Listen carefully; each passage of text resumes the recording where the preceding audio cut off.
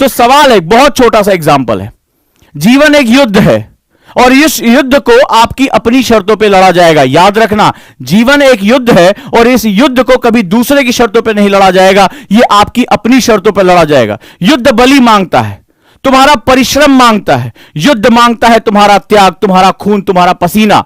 तो अगर इस युद्ध में उतरना चाहते हो, अपने जीवन को परिभाषित करना चाहते हो, याद रखना, if you want to define your own life, who you are, who you want to be, और तुम दुनिया को अपने नजरिए से देखने के लिए मजबूर करना चाहते हो, तो अपना खून और पसीना दोनों बहाने के लिए तैयार होना पड़ेगा।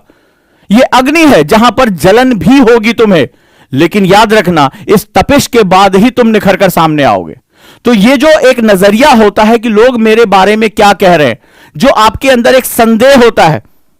थोड़ी देर पहले मैं एनसीईआरटी की क्लासेस जो मैं ले रहा था, अभी जो ओपन क्लासेस थी, उसमें कई बच्चों ने कहा कि सर हम नहीं पढ़ पा रहे, सर हम नहीं लिख पा रहे, सर हम जो है वो धीरे धीरे बोलिए, हमें नहीं समझ में आ रहा है। मैंने उनको वहां डांटा कि एक कंपटीशन है, तुम नहीं कर पाओगे, कोई और आकर कर ले जाएगा। यूपीएससी तुम्हें सेलेक्ट करने के लिए नहीं बैठा, तुम्हें रिजेक्ट करने के लिए बैठा है।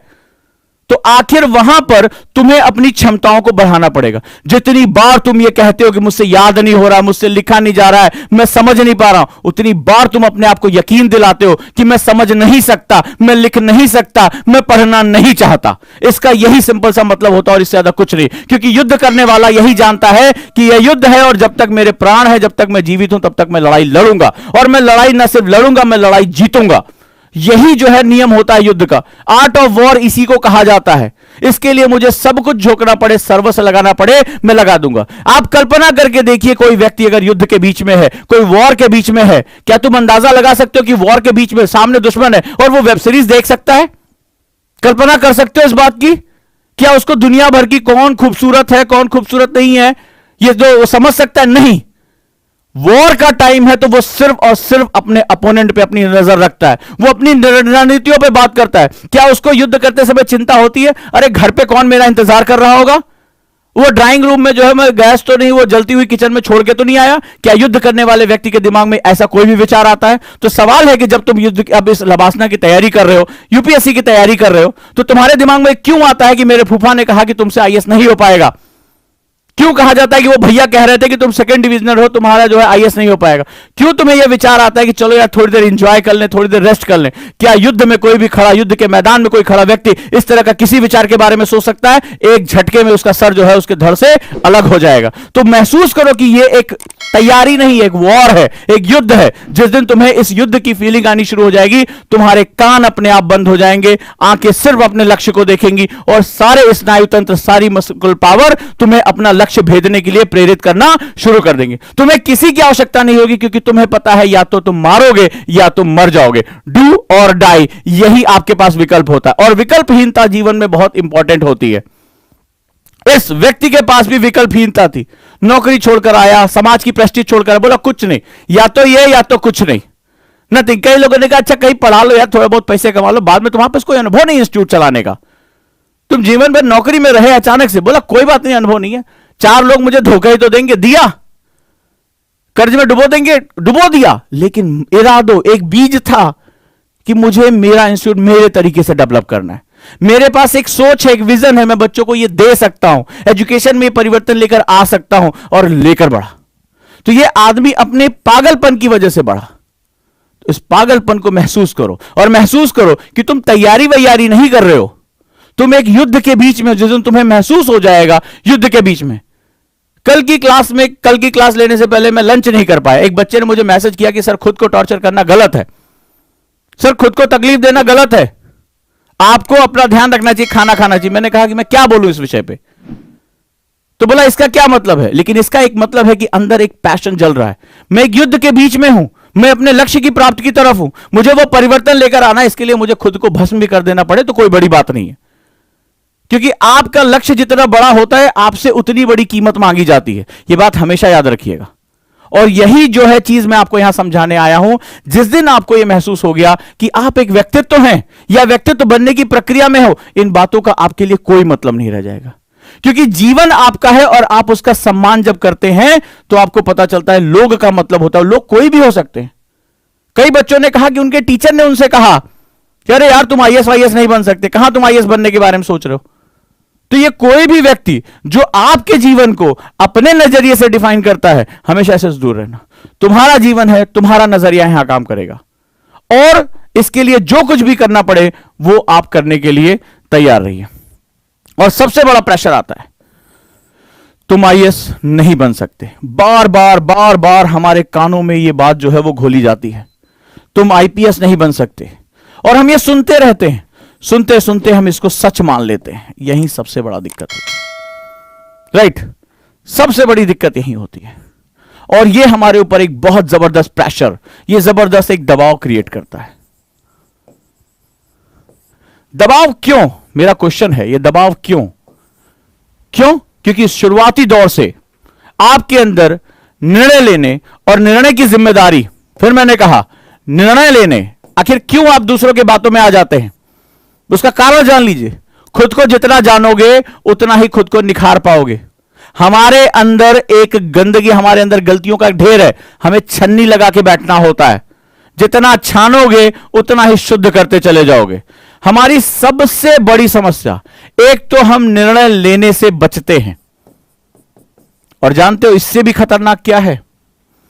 निर्णय की, डिसीजन की जिम्मेदारी से बचते हैं। अब बताता हूं क्या है। बहुत लोग, अरे यार सही कह रहे थे सर, वो फूफा जी सही कह रहे थे, आईएएस बनने के लिए यार बहुत तेज होना पड़ता। वो देखो यार, इस बार जो है वो आया था, वो आईआईटी से पढ़ा हुआ, वही आईएएस टॉपर बन पाया। तो क्या यार सारे आईआईटी से पढ़े हुए थे? क्या सारे के सारे आईआईटी से पढ़े हुए थे? तो वो दूसरे यूनिवर्सिटी वाला बच्चा कहां गया जिसने वो भी आईएएस बना? लेकिन आप वही देखना चाहते थे, वही सुनना चाहते थे, आप वेरिफिकेशन करना चाह रहे थे कि यार अगर जब तक मैं आईआईटी से नहीं पढ़ूंगा तब तक मैं आईएएस नहीं बन सकता, या जब तक मैं इंग्लिश मीडियम से नहीं पढ़ूंगा तब तक मैं आईएएस नहीं बन सकता। एक्चुअली में तुम वो सुनना चाहते थे, क्योंकि तुम्हारी शुरुआत से आदत पड़ चुकी है कि तुम निर्णय लेने से बचना चाहते हो। निर्णय तुम्हारा है, तुम्हें आईएएस की तैयारी करनी है, डिसीजन तुम लेते हो, लेकिन यही नहीं होता है। एक होता है निर्णय की जिम्मेदारी। सबसे बड़ा डर जो तुम्हें प्रेरित करती है कि तुम चाचा फूफा मामा ताऊ की बातें सुनो, उसके पीछे सबसे बड़ा कारण होता है निर्णय की जिम्मेदारी, रिस्पॉन्सिबिलिटी ऑफ डिसीजंस। डिसीजंस लेना या ना लेना फर्स्ट स्टेप होता है। जो मेजर डिसीजन लीडरशिप का होता है वो होता है डिसीजन की जिम्मेदारी। अगर कुछ गलत हो गया तो वो मेरी जिम्मेदारी। मुझसे जब लोगों ने कहा, मेरे पेरेंट्स ने मुझसे कहा कि अरे यार तुम ये जो काम शुरू कर रहे हो इसमें तुम्हारी बहुत हालत खराब हो जाए, अच्छा भला तुम नौकरी करते थे, सब कुछ था, बहुत दिक्कतें आई। उस समय क्रेडिट कार्ड था, सब कुछ देके जाते थे, बाउंस कर गया, लोग मुझे गालियां देने लगे, बैंक वाले खोजने लगे, नहीं था मेरे पास पैसा उस समय, लोगों ने मेरा मजाक उड़ाना शुरू किया, मैं लोगों से कट ऑफ रहने लगा था कि नहीं मुझे अपना काम करना है। लेकिन क्या चीज थी? एक था कि मैं जो भी करूंगा मैं जिम्मेदारी मेरी, मैं आपके सामने हाथ नहीं फैलाऊंगा। बर्बाद हो गया फिर से कहीं उठ जाऊंगा, फिर से चलना शुरू कर दूंगा। इतना तो सीख जाऊंगा कि एक संस्थान चलाते कैसे हैं, एक पढ़ाते कैसे इस सेगमेंट में, ये तो मुझे पता होगा, और वहां से जिम्मेदारी उठा ली। जिम्मेदारी में जब पलट के देखते हैं तब लगता है कि क्या बनाया। हम इसलिए दूसरों की बात सुनते हैं, वेरिफिकेशन कराते हैं। भैया तुम बोल दो फूफा जी, हम मनी मन सोच तो रहे थे कि आईएएस का हमने शुरुआत तो कर दी है लेकिन हमसे हो नहीं पाएगा, तो वो भी कहते थे तुमसे ना हो पाएगा। हम बोले यही सुनना चाहते थे। हाँ आईएएस बहुत कठिन है, बहुत बहुत बवाली हो गया है हमारा, देखो इंग्लिश वालों का खाली सिलेक्शन होता है, किसी का नहीं होता, खाली आईआईटीएंस का होता है। हम बार बार वो बोलते हैं, बोला है ना तुमने, कई बार बोला है, ईमानदारी से एक्सेप्ट करो कि हां बोला है और जानबूझ के बोला। अरे यार हम अपनी लड़ाई लड़ने जा रहे हैं ना, तो अपने डिसीजन की जिम्मेदारी मैं खुद लूंगा। जिस दिन ये दो बातें तुम्हारे अंदर आ गई उस दिन तुम्हें दूसरों की बातें सुनाई नहीं पड़ेंगी, दूसरों की बातें तुम्हें पावर देंगी। बोले लाओ निगेटिविटी दो, मैं निगेटिविटी को पॉजिटिविटी में कन्वर्ट करने वाला इन्वर्टर हूं, कलर इन्वर्ट कर दूंगा इसको, तुम भेगो निगेटिविटी। जितना वो तुम पे निगेटिविटी फेंकते जाते उतना जिद बढ़ती जाती है। इन्वर्टर बन जाओ अपने इस माध्यम में, खुद को उनकी निगेटिविटी से एनर्जी देना शुरू कर दो। मैं तो लिखता था, अच्छा ये थे ये थे ये थे, मैं लिखता था और बाद में खूब हंसता था। वो मेरी व्यक्तिगत लड़ाई थी कि ठीक है, कभी किसी को पलट के जवाब नहीं दिया, लेकिन काम ऐसे करना है, खुद को झोंक के रखना है। उस बच्चे ने मुझे मैसेज किया आप खाना नहीं खाते हैं, आप सिर्फ चाय पी के हैं, उसको ये बताना भी है सबको यह बताना है कि जब आप किसी मिशन उद्देश्य में जब चले जाते हैं तो आपका शरीर भी छोटा हो जाता है, क्योंकि आप युद्ध की अवस्था में। यह युद्ध अलग अलग है। तुम्हारे लिए आईएएस का युद्ध है, मेरे लिए इंस्टीट्यूट का युद्ध है। मेरे लिए वो पैशन है कि मुझे एजुकेशन में क्या परिवर्तन लेकर आना है। मुझे बताना है कि शिक्षा वैल्यू परक भी होती है, एजुकेशन के साथ उसकी मूल्य भी जुड़े होते हैं। मुझे बताना है कि यही सिविल सर्वेंट सिर्फ जो है वो घूसखोरी और रिश्वत के लिए नहीं जाने जाते। ये सिविल सर्वेंट के पास इतनी ताकत है कि वो अगर परिवर्तन पर आ जाए तो हिंदुस्तान का नक्शा, हिंदुस्तान की तकदीर को बदल सकते हैं, हिंदुस्तान की कई समस्याओं का समाधान लेकर आ सकते हैं। लेकिन बस उनके अंदर एक जागरूकता चाहिए, उनके अंदर एक रूट्स चाहिए, वो जाने तो हम कहां से आए हैं। तो ये जो चीजें हैं वो बहुत इंपॉर्टेंट होती हैं। इस प्रेशर से लड़ने के लिए आपको दो काम करना पड़ेगा। पहला,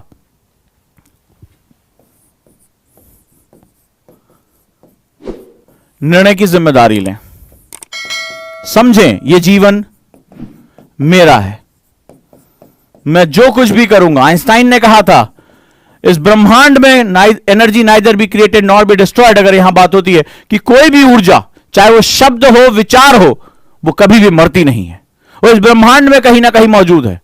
तो अगर हम किसी भी महान उद्देश्य के लिए काम करें, चाहे हम पास हो चाहे फेल हो, हमें यह पता है कि वो ऊर्जा हमारे ही व्यक्तित्व के निर्माण में सहायक होगी ही होगी। यह बहुत इंपॉर्टेंट फैक्टर है। और दूसरी सबसे बड़ी चीज, अपने आप को इंसुलेट करें। आइसोलेट नहीं, इंसुलेट करें। इंसुलेट क्या होती है? इंसुलेशन का मतलब होता है अगर ये आप हैं, अगर ये आप हैं तो आप अपने आप को बाहरी विचारों के आक्रमण से खुद के अंदर एक परत लेकर आए जहां पर आप अपने आप को इंसुलेट कर सकें। इंसुलेट कर सके इस परत को कि लोग जो आपको कह रहे हैं, आपके कान, आपके मस्तिष्क तक उसको प्रवेश ना कराएं, ना कराएं। निगेटिविटी बोल रहा है, कोई बात नहीं है। जैसे कई बार मुझसे कहा जाता है अरे ये किसी से मिलता ही नहीं है, ये किसी से बात जाता ही नहीं है, बड़ा ईगोइस्टिक है। अरे क्यों जाऊं, तुमसे बैठूंगा, जगहों से मिला एक दो बार, एक दूसरे की बुराई कर रहे, एक दूसरे की टांग खींचा। मुझे लगता है आधे घंटे में 4 पेज अच्छे पढ़ लूंगा, 4 अच्छी चीजें पढ़ूंगा, अपने बच्चों को नई चीजें बता पाऊंगा, कम से कम खुद का इंप्रूवमेंट करूंगा, अपने बच्चों का इंप्रूवमेंट करूंगा। तो अपने आप को क्या किया? इंसुलेट करना शुरू किया। उनकी भीड़ में बैठा कुछ ना कुछ पढ़ता ही रहता। अच्छा तुम कुछ बोल रहे हो, कोई बात नहीं है, मैं अपना कुछ ना कुछ एक रिसर्च पेपर पढ़ लूंगा, नया न्यूज आई उसके बारे में डिस्कशन कर लूंगा, उनकी बातें ध्यान सुनूंगा, मेरे काम की क्या निकल रही है। तो इंसुलेट और आइसोलेट में अलग। आइसोलेशन की तरफ हम चले जाते, बोले सबसे हम भाग जाएंगे, भागना शुरू कर देते हो, नहीं भाग पाओगे। इंसुलेट करो, यानी अपने अंदर एक ऐसी व्यवस्था लेकर आओ कि बाहरी विचारों का तुम्हारे अंदर कोई भी फर्क ना पड़े। अब क्या करना होगा इसके लिए? जैसे मैंने बताया, सुबह में ध्यान की क्लास इसीलिए शुरू किया। कई बच्चों का मैसेज आया, परेशान थे, मुझे लगा इनकी परेशानी का सॉल्यूशन कैसे लगे। ध्यान तुम्हें क्या करता है? ध्यान तुम्हें अंदर, यानी कि जो हमारी थर्ड आई है, वहां से हमें पूरी एनर्जी को हमारी बॉडी में फैलाता है। ध्यान हमें बताता है कि हमारे कौन से विचार परिपक्व है और कौन से विचार अपरिपक्व है। मेडिटेशन हमें पावर देता है सेल्फ रियलाइजेशन का, और सेल्फ रियलाइजेशन एक इतनी बड़ी शक्ति होती है कि वो हमें दूर तक लेकर जा सकती है। तो जिस दिन आपको सेल्फ रियलाइजेशन हो गया, उसी दिन आप जो है इन सारे विकारों से निकल जाएंगे। आपके शरीर में दिन भर दोस्त, यार, टीचर, रिश्तेदार निगेटिविटी विचार फेंकते चले जा रहे हैं, निगेटिव विचार फेंकते चले जा रहे हैं। जब आप ध्यान की अवस्था में होते हैं, कई स्टूडेंट से कहा जो मेरे साथ सुबह 6:30 बजे ध्यान कर रहे हैं, वो कहते हैं कि सर एक अलग ही अनुभूति आ रही है, एक अलग ही शांति मिल रही है, हम अपने विचारों को देख पाने की क्षमता में। तो उसमें जैसे ही आपको ये निगेटिव विचार दिखाई पड़ा, अरे भाग यहां से, चलो निगेटिव विचार दिखाई पड़ा, भागो यहां से, और इसकी जगह पॉजिटिव लेकर आओ। रोज अपने आप को रिफाइन करोगे, रिफाइन जैसे जैसे करते चले जाओगे, जैसे हर चीज की एक आदत होती है, पॉजिटिविटी भी एक आदत होती है। पॉजिटिविटी और निगेटिविटी भी एक आदत होती है। सिद्ध करूं? जैसे कमेंट आया बीसी पे, कमेंट आया, अरे कुछ पढ़ा दो यार, ये सब क्या बता रहे हो। ये क्या है? एक आदत है। अरे तुम्हें पढ़ना ही है तो मेरे चाचा, ये तक्षशिला विश्वविद्यालय में आचार्य चाणक्य के जमाने से आज भी यही चला आ रहा है कि किताब उठाओ और उठाकर पढ़ना शुरू करो। स्वाध्याय कहा गया है कि अभ्यासेन विद्या उद्यमेन लक्ष्मी। यह संस्कृत का श्लोक है कि जो बार बार अभ्यास करेगा विद्या उसकी। और तुम YouTube, social media, WhatsApp, Telegram पे तुम विद्या का अध्ययन करते घूम रहे हो। कौन सी विद्या खोज रहे हो, जरा तुम ये तो जान लो। तो तुम्हें पढ़ना है तो चुपचाप सब बंद करो, मोबाइल बंद करो, चुपचाप कमरे में बैठो और पढ़ो। और यहां पर वो जो अपनी समस्याओं का समाधान ढूंढ रहे हैं, जिनको पता हां यार ये बात सही कह रहे हैं, मेरे अंदर है ये निगेटिविटी आती है, मुझे भी दूसरों की बातें प्रभावित करती है, मुझे इसका इलाज ढूंढना, जल्दी ढूंढना है, नहीं तो मैं क्या करूंगा, मैं इस एग्जाम से हट जाऊं। कल बताया था ना कि 13 लाख लोग फॉर्म भरते हैं, 5.5 लाख लोग सेंटर पहुंचते, बाकी भाग जाते हैं डर के मारे। फॉर्म भरने के बाद उनके आसपास यही कान आता, अरे फर्स्ट अटेम्प्ट खराब नहीं होना चाहिए, अटेम्प्ट जरूरी, तुम तो अभी तैयार नहीं हो, आईएएस तुम्हारा नहीं है। तो वो क्या करते हैं, बोले भाड़ में जाए, गिव अप करते हैं, गिव अप कर दिया। तो ये बड़ा इंपॉर्टेंट सेगमेंट होता है, याद रखिएगा। तो निगेटिविटी भी एक आदत होती है और पॉजिटिविटी भी एक आदत होती है। सवाल है कि तुम किसका बार बार अभ्यास करते हो। सोशल मीडिया पे ट्रोल के रूप में मुंह खोल दिया, किसी से बोला अरे यार बहुत कठिन है, अरे यार हिंदी माध्यम का नहीं होता, अरे यार जो है आईआईटीएंस का केवल होता है। बार बार तुम निगेटिविटी बोल रहे हो और बोलते बोलते तुम्हारी आदत का हिस्सा हो जाता है। पहले बनती है आदत और आदतें बनाती है हमारा व्यक्तित्व। कुछ लोगों से तुम्हें बड़ी चिढ़ होती होगी, जब भी मुंह खोलते निगेटिव ही बोलते हैं, उनकी सोच ही निगेटिव होती है। वो कहीं ब्रह्मांड के बाहर से नहीं आते हैं, वो यही रोज प्रैक्टिस करते हैं अपनी निगेटिविटी का। पसंद करते हो किसी निगेटिव इंसान को, जब तुम्हारे पास बैठ के खाली वो निगेटिव बोलता, बोले इस देश का कुछ नहीं हो सकता यार, यार प्रधानमंत्री बहुत खराब है यार, इस देश में गरीबी खत्म ही नहीं हो सकती यार, कोई आगे बढ़ ही नहीं सकता यार, ये भैया देश का कुछ नहीं हो, हमेशा वो कुछ ना कुछ निगेटिव बोलता रहेगा। प्रदूषण कभी कमी नहीं हो सकता यार, ठीक है, हमेशा हर बात पे वो निगेटिव रहेगा। तुम्हें पसंद आता है, हाँ या ना में जवाब दो। Because negativity and positivity both are the habits. और यूपीएससी क्या कहता है, यूपीएससी कहता है भारत के पास चैलेंजेस बहुत हैं, चैलेंजेस बहुत हैं, तो कहता है इसको जॉब निकल बताया था, जॉब नहीं करियर लो। तो करियर में हो तो तुम कहोगे ठीक है भारत की आबादी ज्यादा है, लेकिन ये भारत की मानव शक्ति भी तो है, ये श्रम शक्ति है, भारत की लेबर फोर्स है। भारत के पास अगर आपने कहा गरीबी ज्यादा है, तो कहोगे अपॉर्चुनिटी है कि मैं अपनी क्रिएटिविटी से इतने लोगों को गरीबी रेखा से बाहर निकाल सकता हूं। आपके पास ढेर सारी अपॉर्चुनिटी उन्हीं प्रॉब्लम्स के बीच में छुपी है। सवाल है कि तुम्हारा नजरिया क्या है, तुम्हारा व्यक्तित्व क्या है, पॉजिटिव या निगेटिव। तुम निगेटिव हो गए, अरे देश का कुछ नहीं हो सकता यार, यही कहोगे। लेकिन अगर तुम पॉजिटिव हो तो बुरे से बुरे हालात में भी तुम पॉजिटिविटी ढूंढ के लेकर आओगे कि देश में क्या परिवर्तन लेकर आया जा सकता है। यही बहुत बड़ा फर्क होता है। जिस दिन तुम इस फर्क को रियलाइज कर गए कि अब मुझे क्या करना है, क्या बोलना है, उस दिन समझ जाओगे कि यह भी एक आदत होती है और आदत ही हमारी पर्सनालिटी को डेवलप करता है। तो कैसी पर्सनालिटी बनना चाहोगे, निगेटिव या पॉजिटिव? तुम जरा देखो।